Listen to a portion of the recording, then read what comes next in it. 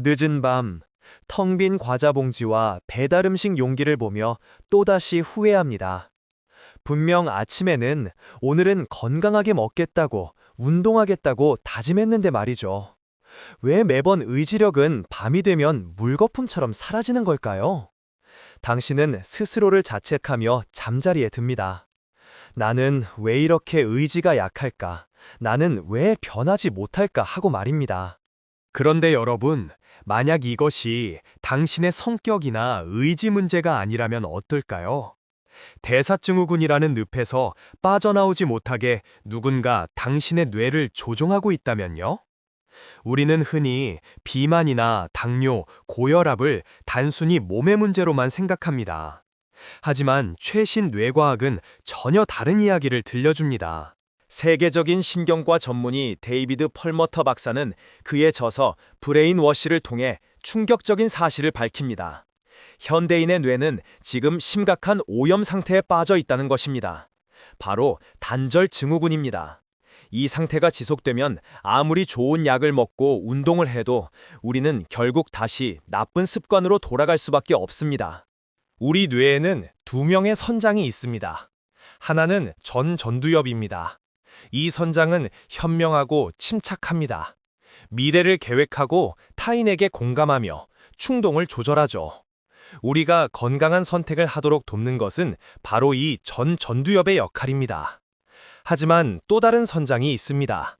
바로 편도체입니다. 편도체는 공포와 본능을 담당합니다. 당장 눈앞의 위험을 피하거나 당장의 쾌락을 쫓게 만듭니다. 원시 시대에는 생존을 위해 꼭 필요했지만 현대 사회에서는 다릅니다. 편도체가 조종간을 잡는 순간 우리는 생각하지 않고 반응합니다. 달콤한 케이크를 보자마자 손이 가고 운동 대신 소파에 눕게 만드는 건 바로 편도체가 당신의 뇌를 납치했기 때문입니다. 그렇다면 왜 현명한 전두엽은 힘을 잃었을까요? 범인은 바로 염증입니다. 대사증후군 환자들의 몸속에는 만성적인 염증이 흐르고 있습니다. 가공식품, 설탕, 스트레스가 만든 이 염증 물질들은 뇌로 올라가 전두엽과 편도체 사이의 통신 케이블을 끊어버립니다. 이것이 바로 단절 증후군입니다. 이것은 무서운 악순환을 만듭니다. 나쁜 식습관이 염증을 만들고 염증은 뇌의 연결을 끊습니다. 연결이 끊어지면 충동 조절이 안 되어 더 많은 나쁜 음식을 먹게 되죠. 대사증후군이 좀처럼 낫지 않는 이유는 우리가 단순히 게을러서가 아니라 뇌가 물리적으로 변화했기 때문입니다.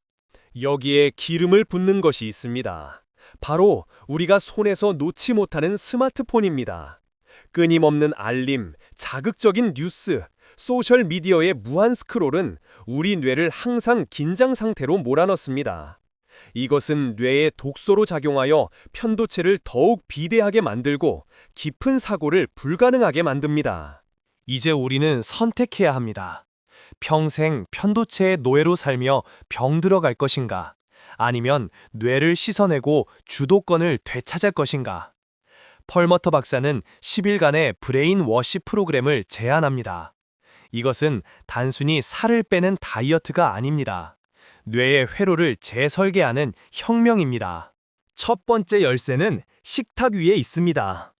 염증을 줄이는 것이 급선무입니다. 설탕과 정제 탄수화물은 뇌를 공격하는 가장 강력한 무기입니다. 대신 우리는 뇌의 윤활유가 되는 좋은 지방과 다채로운 색깔의 채소를 먹어야 합니다. 올리브 오일, 아보카도, 견과류는 끊어진 뇌의 연결을 복구하는 시멘트와 같습니다. 잠깐 식단을 급격하게 바꿀 때는 주의가 필요합니다. 특히 당뇨나 고혈압 약을 드시고 계신 분들은 식단 변화에 따라 약물 조절이 필요할 수 있으니 반드시 주치와 상담 후 진행하셔야 합니다. 안전이 최우선이니까요. 두 번째 열쇠는 수면입니다. 우리가 잠든 사이 뇌는 글림프 시스템이라는 청소기를 작동시킵니다. 낮 동안 쌓인 독소인 아밀로이드 베타 등을 씻어내는 시간이죠.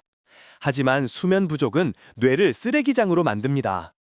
7시간 이상의 질 높은 수면은 그 어떤 영양제보다 강력한 뇌 세척제입니다.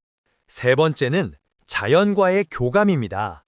현대인은 하루의 87%를 실내에서 보냅니다.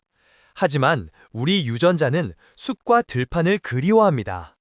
연구에 따르면 단 20분의 자연 노출만으로도 스트레스 호르몬인 코르티솔이 급격히 떨어집니다.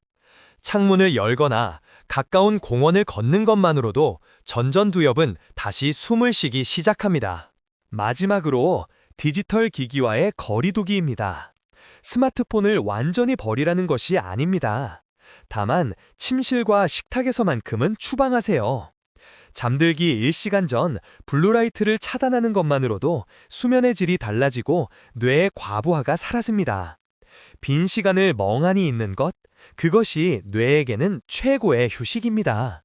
이 모든 것을 한꺼번에 완벽하게 할 필요는 없습니다. 오늘 밤 야식 대신 물 한 잔을 마시고 일찍 잠자리에 드는 것, 엘리베이터 대신 계단을 오르며 허벅지의 감각을 느껴보는 것, 이런 작은 성공들이 모여 끊어졌던 뇌의 회로를 하나씩 다시 연결합니다. 뇌가 깨끗해지면 놀라운 일이 벌어집니다. 억지로 참는 것이 아니라 자연스럽게 건강한 음식이 당기기 시작합니다. 운동하고 싶은 활력이 생깁니다. 이것은 의지력의 승리가 아닙니다. 뇌의 정상적인 기능이 회복되었을 때 나타나는 자연스러운 결과입니다. 대사증후군은 내 몸이 나에게 보내는 구조 신호였습니다. 그리고 가장 중요한 변화가 있습니다. 전두엽이 살아나면 타인에 대한 공감 능력이 회복됩니다. 나 자신을 비난하던 목소리가 사라지고 나를 돌보고 사랑하는 마음이 생겨납니다. 건강한 몸은 결국 건강한 마음, 건강한 관계에서 시작됩니다. 지금 당신의 뇌는 어떤 상태인가요? 흐리멍덩한 안개 속에 갇혀 충동에 이리저리 끌려다니고 있나요? 아니면 맑은 하늘처럼 명료한 상태로 삶을 주도하고 있나요? 선택권은 이제 당신에게 돌아왔습니다. 브레인워시는 단순한 해독이 아닌 잃어버린 나를 되찾는 과정입니다. 오늘 당장 스마트폰 사용에 TIME 법칙을 적용해 보세요. T. 시간 제한을 두고 I. 의도를 가지고 M. 마음을 챙기며 E. 그리고 삶을 풍요롭게 하는지 질문하세요. 무의식적인 스크롤을 멈추는 그 찰나의 순간이 당신의 뇌를 구원할 첫걸음이 될 것입니다. 지난날의 실패를 자책하지 마세요. 당신은 약하지 않습니다. 단지 시스템이 고장났을 뿐입니다. 이제 고치는 방법을 알았으니 천천히 그리고 꾸준히 나아가면 됩니다. 맑아진 뇌와 가벼워진 몸이 당신을 기다리고 있습니다. 진정한 건강은 병이 없는 상태가 아니라 내가 내 삶의 주인이 되는 자유로운 상태입니다. 음식의 노예, 감정의 노예가 아닌 온전한 나로서 살아가는 기쁨. 그것이 바로 브레인워시가 여러분께 드리는 선물입니다. 오늘 내용이 도움이 되셨다면 소중한 뇌를 위해 지금 바로 스마트폰을 잠시 내려두고 깊은 호흡을 한번 해보시는 건 어떨까요? 건강한 뇌가 건강한 당신을 만듭니다. 시청해주셔서 감사합니다. 본 영상은 건강정보 제공을 목적으로 하며 전문적인 의학적 진단과 처방을 대신할 수 없습니다. 질병의 치료는 반드시 전문의와 상의하세요.